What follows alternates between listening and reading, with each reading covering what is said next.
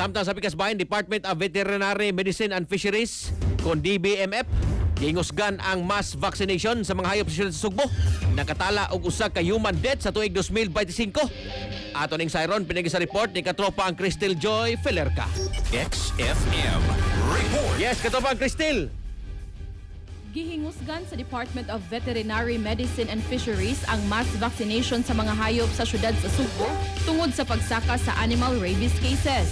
Sa tuig 2024, nakatala ang maumbuhatan og 32 ka kaso sa animal rabies apan wa ray natalang human death. Sa tuig 2025, niabot usab og 31 ka kaso. Gani usa sa napaaka niini ni adtong Oktubre lang nga usa ka senior citizen ang nakalas ni adtong Pebrero ning tuiga. Matod ni Dr. Jessica Maribuhok, ang pangu sa DBMF, nga kinitungod kinasayra nilang wa kini nagpabakuna og anti-rabies vaccine. Ug karong tuiga, nakatala na usab sila og 15 ka kaso. Hinungdan nga aron di na matakdan ang katawhan sa rabies, kinahanglan ang pagkontrol ni ini sa source mismo.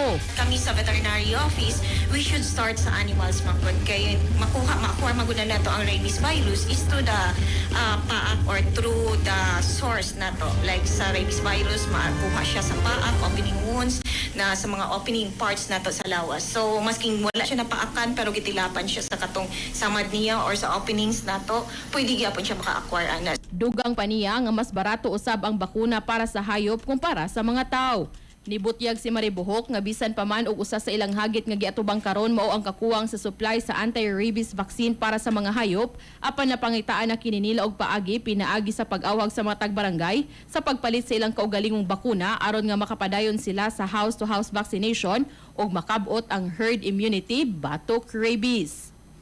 Para sa atong mga katropa nga gustong palig-unon ang immune system, malikayan ang ubo, hilanat labad sa ulo ug di makahilab sa tiyan, ang Santhone Vitamin C, the alkaline vitamin C maoy haom alang kanato mga katropa. Alang sa nagkayusang Pilipino para sa Pilipinas, kininyong katropa Cristel Joy Felerca, XFM News. XFM Report. Santhone Plus Gold, mapalit sa mga butika sa inyong lugar.